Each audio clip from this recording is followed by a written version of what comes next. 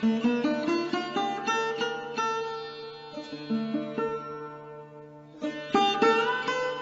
Krishna. First of all, let us recite our dedication from Nectar of Devotion. Nana Shastra Vicharanaika Nipano Sadharma Samstapako Lokanam Hitakarino Tribhuvane Manyo Sharanya Karo Radha Krishna Padaravinda Bhajana Nandena Mataliko Vande Rupa Sanatana Raghuyago Shri Jiva Gopalako Vande Rupa Sanatana Raghuyago Shri Jiva Gopalako. I offer my respectful obeisances unto the 6 Goswamis, namely Sri Sanatan Goswami, Sri Rupa Goswami, Sri Raghunath Bhatta Goswami, Sri Raghunath Das Goswami, Sri Jiva Goswami, and Sri Gopal Bhatta Goswami, who are very expert in scrutinizingly studying all the revealed scriptures with the aim of establishing eternal religious principles for the benefit of all human beings. Thus they're honored all over the 3 worlds, and they're worth taking shelter of because they're absorbed in the mood of the gopis and are engaged in the transcendental loving service of Radha and Krishna. Nama Om Vishnupadaya Krishna Prestaya Bhutale Shrimati Bhakti Vedanta Swaminiti Namane Namaste Saraswati Deve Gauravani Pracharne Nirvishesha Shunyavadi Pastyachade Shatarne Sri Krishna Caitanya Pramunityananda Sri Advaita Gadadha Shivas Adi Gaura Bhakta Vrinda Hare Krishna Krishna Krishna Hare Hare Hare Rama Rama Rama Hare Hare Vanchakapatarubhyascha Kripa Sindhubhya Evacha Patitanam Pavanebhyo Vaishnavebhyo Namo Namaha. Aha, Srila Prabhupada Ki Jai. Yes, so devotees, continuing with the preface, our 3rd day on the preface of Nectar of Devotion. And there are 5 pages in the preface, and we, over the last 2 days, we have gone through 1, 2, and 3, and now we've started page 4. So that's where we are right now. We're sort of at the top of page 4, at least according to my document, my version of Nectar of Devotion. And I hope that you're all able to follow the text, where we are in the actual text. I sincerely hope you're able to follow. So we're in the paragraph which begins, well, it begins on the previous page in my version, this eternal engagement in Bhakti Rasa. Those are the first words of this paragraph, but we've got, it extends from the bottom of page 3 to the top of page 4, so we're in page 4, that part of it right now. So let us just have a look here and see where we are. All right, so, yes. So Srila Prabhupada, last night, where we read in the same paragraph, it's quite a big paragraph, Srila Prabhupada introduced a very important factor in bhakti rasa, in devotional service. I mean, an extremely important factor. You know what factor Prabhupada introduced? It was Krishna. What is devotional service without Krishna? Well, yes. Anyway, so up until that point, actually, Prabhupada had not really mentioned Krishna. It was more like process, the material process for material rasa, material enjoyment, material taste, like that.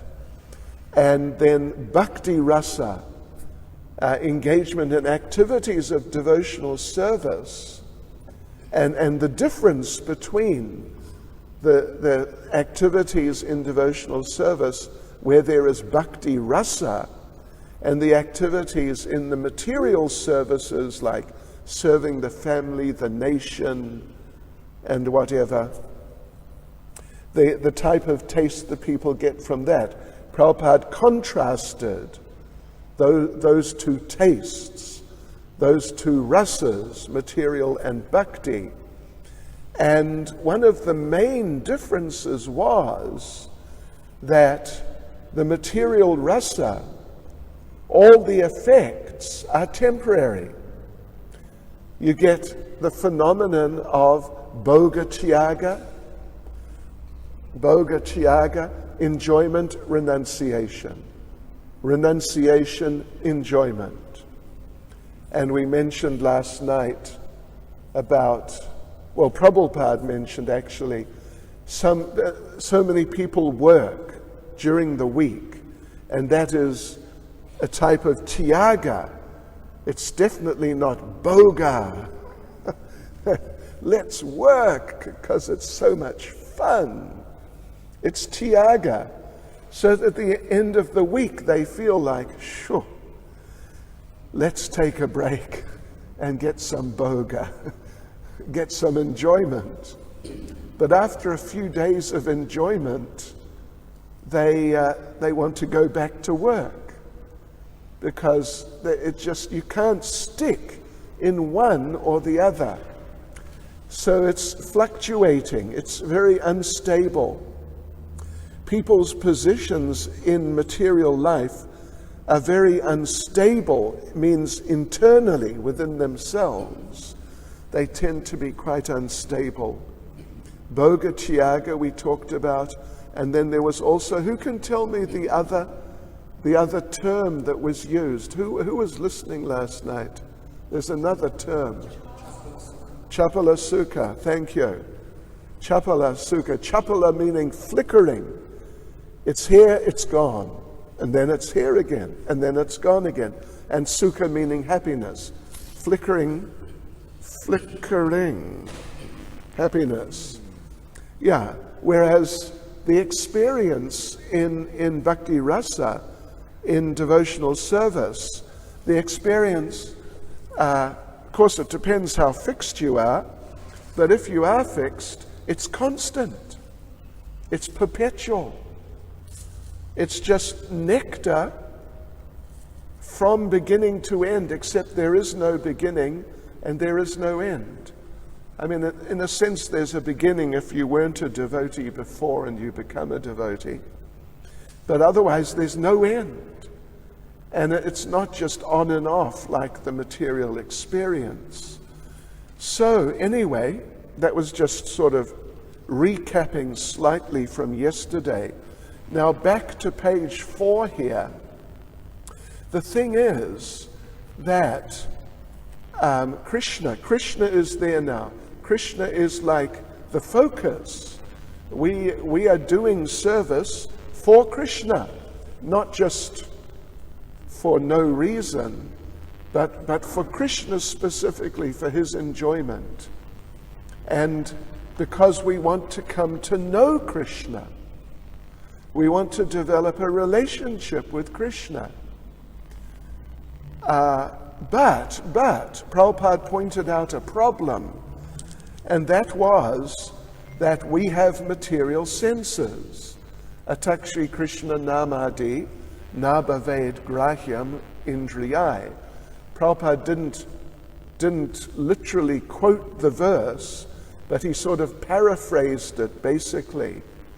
That with these material senses, how are we going to perceive Krishna who isn't material? Krishna who is fully spiritual? Well, that verse, in fact, we're going to come across it again in the introduction, which we're going to start tomorrow. The very same verse figures there. So the thing is that even though you have material senses, and Krishna is spiritual, and there's just the gulf of difference is huge, and therefore material senses cannot perceive Krishna. But if by his mercy we engage in devotional service, then our senses become purified. We become purified means like our heart, our internal state becomes purified. Lust, anger, greed, envy, pride, all these things, they become cleansed away, step by step, but they definitely become cleansed away. And then, as one progresses, then more and more one experiences this eternal, perpetual nature of bhakti rasa, which distinguishes it from just the whole material experience. Yes. So, yeah, when one is thus engaged in devotional service, all varieties of rasas or mellows turn into eternity. Then Prabhupada mentions about the 12 rasas. 12 rasas, 5 primary, neutral rasas, servitude, friendly, parenthood, and conjugal rasa, those 5 main rasas, and then there's 7 secondary ones. So now we go on to the second paragraph on page 4, which, depending on what version of Nectar of Devotion you have, the paragraph begins, the basic principle of the living condition is. Well, it is that we have a general propensity to love someone. This is like a very foundational point Prabhupada is introducing, that we're living. Yeah, we are living, and our lives, everyone is absorbed in their lives. But the basic principle of the living condition, Prabhupada is saying, is that we have a propensity to love someone. No one can live without loving someone, at least one. And you know, in many cases, a lot more than one. Like your whole family and friends and like that. So no one can live without loving someone. As they say, no man means no person, no one is an island. Islands just sit there on their own in the middle of the sea. And that's it. So no man, no human is an island. We need others. So, okay. And Prabhupada mentions, even it's the same, it's so even with the animals. They all congregate together. Whatever type, they all congregate together. So but the question, there's such an important question, where are we going to repose that loving propensity? To whom are we going to direct our love? That is the, you know, some would say, million-dollar question. It might even be the billion-dollar question, or an unlimited amount of money question, because that's the essence of life. The essence of life is that we must direct our love towards Krishna. We must do that. Otherwise, if we direct it elsewhere, well, again, we're back to the fundamental conditions of material life. Sometimes your relationship will be nice, sometimes your relationship will not be nice. And it's just going to be back and forth like that. But if we direct that loving propensity towards Krishna, then that's where it becomes that's its natural position. Everything fits into place there in terms of our loving relationship with Krishna. And therefore in the next paragraph, 3 on page 4, that it begins, that missing point is Krishna. And the Nectar of Devotion teaches us how to stimulate. Interesting point. We need to stimulate our original love for Krishna and become situated in that position, in our loving position with Krishna. And then life is just, we cannot even imagine, we can hardly begin to imagine how wonderful life is when we're situated in our loving relationship with Krishna. So yes, and Nectar of Devotion teaches us how to stimulate. That love for Krishna is already there within the heart. We just have to facilitate, really. We just have to facilitate it emerging and coming out and really coming to the forefront in our lives. So Srila Prabhupada, if we go on to the next paragraph, 4, on page 4, it begins, in the primary stage, a child loves his parents. And then, brothers, sisters, goes to school, makes friends, and all this. Trying to express that love, but the loving propensity is not satisfied. Yeah. Maybe you have had personal experience in a relationship. Did you ever? Where, you thought, life is good. But then after a while, life was really bad. And it all fell to pieces. I have. Oh, Krishna, help. Okay. So basically Prabhupada is, you could say, just reiterating the point and examining it in a little slightly different detail. Yes. So this then, Prabhupada says at the end of this paragraph, where are we? 4, this theme is the sum and substance of the Nectar of Devotion, which teaches us how to live Krishna, how to love Krishna in 5 different transcendental mellows. Yeah, I mean, step by step.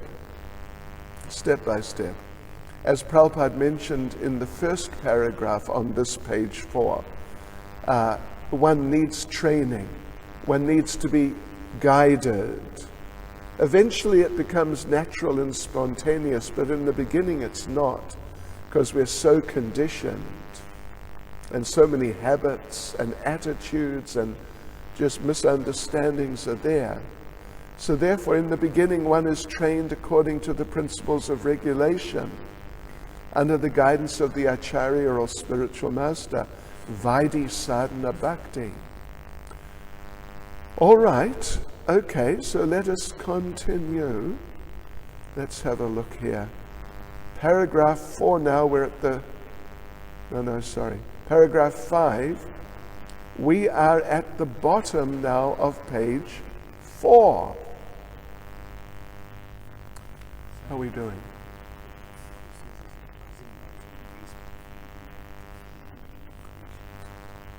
Okay. You know what to do, right? You know what to do. It's buzzing. Just yeah, no, this one. You know how to do it. Okay. How many problems have we faced? Okay. All right, let us hope. Let us pray to the Lord. So we're at the bottom now of page 4, the last paragraph, and Prabhupada now expands the point further in a very important way, that it's, we're talking about our loving propensity. It's built into us, it's part of our nature. How can we give our love? Well, we give it to Krishna, but it doesn't just end there. It's not just me and Krishna and see the rest of you later. Well, some undesirable associations, yes. But otherwise, Prabhupada says that, as a devotee progresses in Krishna consciousness and in developing their loving relationship or their relationship in terms of service to Krishna, Prabhupada says, our loving propensity expands. Just as a vibration of light or air expands, but we don't know where it ends. So the Nectar of Devotion teaches us the science of loving every one of the living entities perfectly by the easy method of loving Krishna. I could just mention in this regard an example which I've heard given.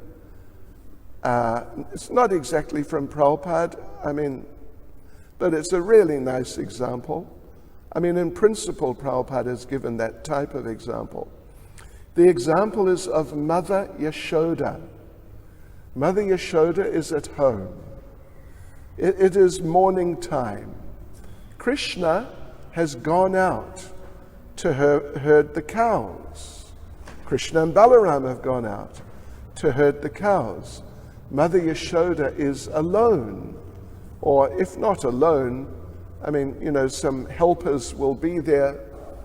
Generally, we understand the situations like that, but Krishna is not there. That's the sort of primary point. And she's missing Krishna. She's missing Krishna. But that's all right. She carries on. She carries on with her service, cleaning the house and things like that, looking after things at home. She carries on with all of that. But then as she is cleaning the house, and of course she's already remembering Krishna, of course, but as she's cleaning the house, she comes across a little pair of Krishna's shoes. And she sees them, and then she realizes, oh, these are Krishna's shoes. And immediately there's a flood of remembrance. She's already remembering Krishna in a very loving mood. But now there's a greater flood of remembrance. Oh, my Krishna. And she picks up the shoes and holds them to her heart and cries tears of love in separation. Because when she saw the shoes, she understood they are Krishna's shoes. It's not just shoes, but they're Krishna's shoes. So you could say, in a sense you can say, that when she saw the shoes, she saw Krishna. It is something like that. It's something like that. Yes. So as the devotee advances, then, as Prabhupada says here, just as a vibration of light or air expands, so one finds that one's propensity to love expands to include other living entities, not just in and of themselves, but in terms of their relationships with Krishna. That these are Krishna's devotees. So here we are in the temple. And if we're actually doing things nicely, then we'll find that our appreciations for the other devotees will gradually expand and expand and expand, because they're Krishna's devotees, and because they're doing such nice service for Krishna. So as our relationship with Krishna develops, our relationships with the other devotees develop. So that's very nice, until ultimately an advanced devotee loves all living entities. Prabhupada talks about this. This is the way of developing universal love. Not just loving some, but not loving the others. Prabhupada talks about loving the humans, but not loving the animals, eating the animals. How can you be a loving person if you're doing things like that? Yes. And Prabhupada, continuing on here, in the purport, Prabhupada talks again about the materialists and their attempts to develop loving. I mean, they have the loving propensity. You know, I don't know how it is now, thank you, Krishna, but when I was young, I was a pop music fan. I was a total addict. And just about every single song was about, you know, I love her, or he loves. So it was all about love between boy and girl. That was the whole thing. So in other words, they're trying their best to expand the loving propensity. And Prabhupada gives the example, you know, they've even gone so far as to create the United Nations. Trying to bring all the nations together, bring all of humanity together, because we're all a family, you know, this sort of idea, all these different the national distinctions and all the other barriers, they're all artificial. We're one big family, United Nations. But unfortunately, I don't know if you keep up with the news at all. I don't really recommend it, actually. But if you don't, let me inform you, they're not doing well in terms of uniting. They're really, it's a battle. I mean, it's literally a battle sometimes. But at best, it's such a struggle to keep any sense of unitedness between the nations. It's incredible, actually. So Prabhupada says that it is possible to do that. He's saying here in this paragraph that the nectar of devotion teaches all men how to perform the simple and natural method of loving Krishna. It means the process of devotional service to Krishna, the Supreme Personality of Godhead. If we learn how to love Krishna, then it is very easy to immediately and simultaneously love every living being. This actually, and then Prabhupada begins. This paragraph extends, it finishes here, that's right. Okay, so in this paragraph, Prabhupada refers to the example given. It's given in the 4th canto of Srimad Bhagavatam, of pouring water on the root of a tree to look after the tree, to help the tree, and to nourish the tree and just keep the tree going, to keep the tree alive, keep the tree going. So if you pour water on the root, you all know the example. It's a very simple and famous example. Actually, Prabhupada gives 2 examples.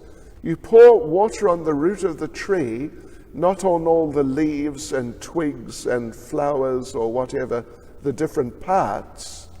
Or another example, same principle but different example, that you supply food to the stomach. And not, that the hand tries to eat his food, the feet try to eat their food, and your back tries to eat its food. What do you think about that? And so on. It's what an idea, yeah. So this method of pouring water on the root of a tree or supplying foodstuff to the stomach is universally scientific and practical, as every one of us has experienced. Let us go on to page 5 of the purport, and the first paragraph begins, "Everyone knows well that when we eat something, or in other words, when we put foodstuffs in the stomach, the energy created by such action is immediately distributed throughout the whole body." Yes, so, and this is it? I don't know if it's one of the questions you have to answer or not, but it's a good point that Prabhupada says. We're now in the first paragraph on page 5. So Prabhupada's given the example, pouring water on the root of the tree, and then the nourishment is distributed throughout the whole tree. So Prabhupada says, the nectar of devotion will teach us how to turn the one switch that will immediately brighten everything everywhere. One who does not know this method is missing the point of life. And when you're missing the point of anything, well, you're missing the point. You're kind of lost. Yeah. So it's like that. And we move on now to the second paragraph. As far as material necessities are concerned, and so we all know human society is very advanced. Even when Prabhupada wrote this in April 1970. So what's that now? It's 50 years ago, and say a month and a couple of months or so. Prabhupada wrote that, And Prabhupada said at that time, human society is very advanced in terms of material necessities. Now, it's a lot more advanced. Look at these devices. Look at them.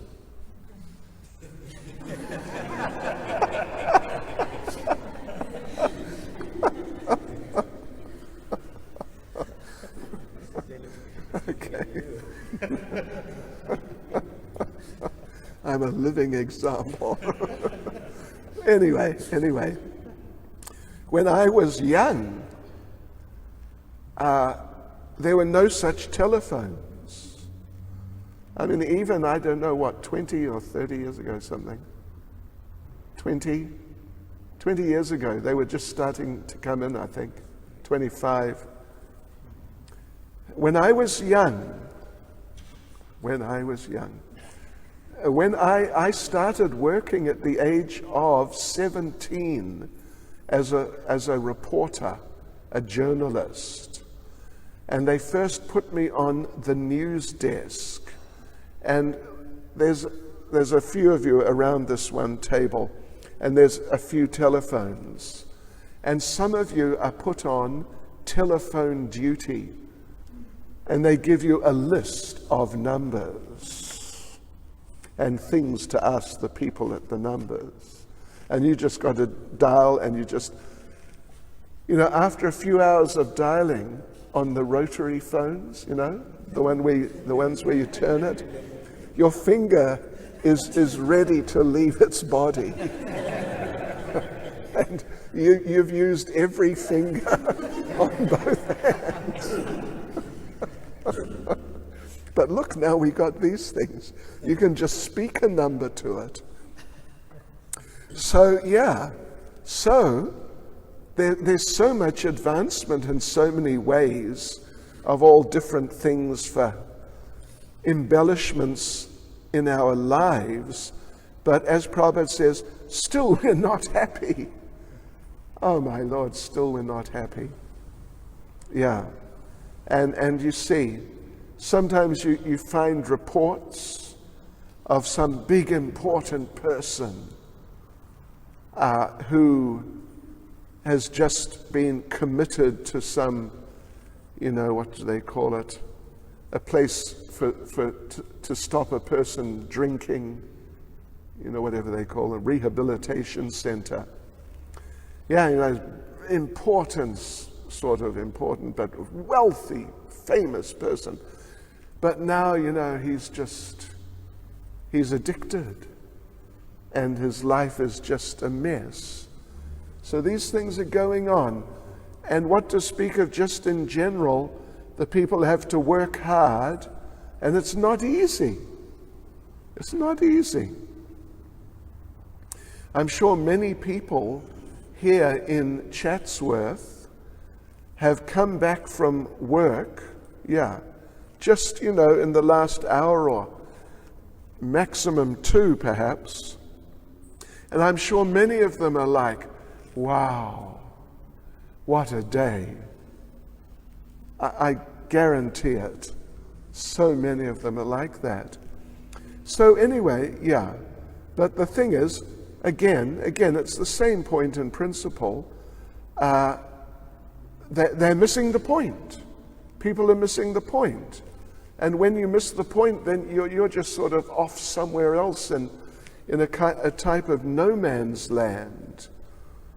And because we're spiritual by nature, therefore material comforts will not satisfy us, at least in meaningful ways. A little flash of pleasure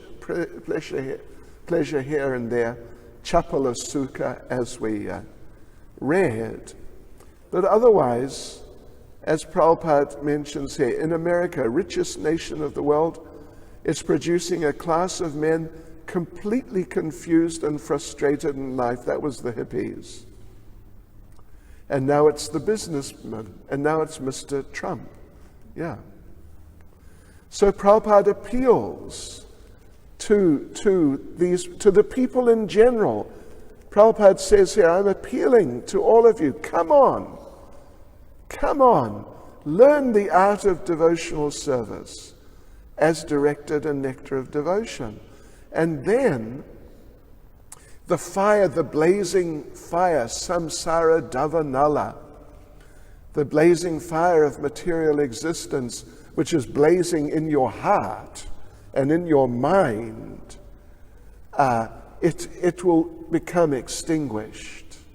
Yes.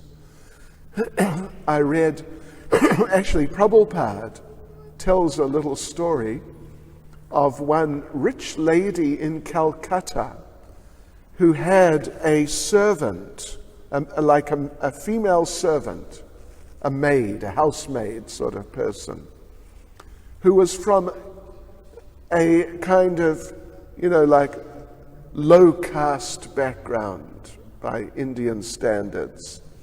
And the wealthy lady, she was very high class and wealthy and, pompous type of person. And she really thought she was much better than the lowly servant girl, who's just like, sort of almost like a throwaway person. So one day, they were associating closely in the house. And one day, they both got sick, the same sickness. They both got fever at the same time. So the doctor was called and he took the temperatures. And he found that the rich lady's temperature was, shall we say, for argument's sake, 40. And the poor, lowly servant girl, her temperature was 41, shall we say, for argument's sake. And Prabhupada says that the lady protested to the doctor, "How can she have a higher temperature than me? Who's she? Check again." Yes. So for such confused people who are facing problems in this way and that, and, even in ways which, just too many ways, it's too much. It's just too much. So Prabhupada is appealing to them, come on, take Nectar of Devotion, take to the process presented in Nectar of Devotion. And then all this dissatisfaction, all these difficulties that you're having because of misdirecting your loving propensities to the wrong people, to people who then let you down, and so on like that. People who you're trying to love, and it's going okay, but then they die on you. And so your loving propensity is frustrated. So all these things, all these problems will be distinguished. The Nectar of Devotion will give us practical hints how we can live in this material world perfectly engaged in devotional service and thus fulfill all our desires in this life and the next. And I could mention that in Ishopanishad it's mentioned that, basically the same points are made. The Ishavasya system, engage in devotional service and don't take more than your quota, simple life in devotional service. It's basically the same point in essence. And one of the verses there, I forget which verse, it might be number 3 or 4, it's something like that. And the speaker, the personified Vedas, say that if you live in this way, then you can live for hundreds of lifetimes. Yeah. You can just go on living, as Prabhupada says here, perfectly engaged in devotional service and fulfill all our desires in this life and the next. Janame, janame hoy. Birth after birth. through being engaged in devotional service. So now we're at the last couple of paragraphs in the preface. So we'll just finish them, and we're almost at the end of our time too. So Prabhupada makes the point that Nectar of Devotion is not presented to condemn anyone. We're not here just to pick holes in people's lives or situations or their ideas.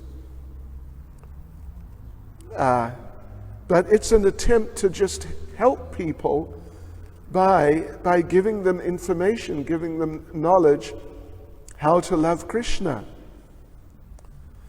And Prabhupada makes the point, you can live without material discomfort. You can live nicely.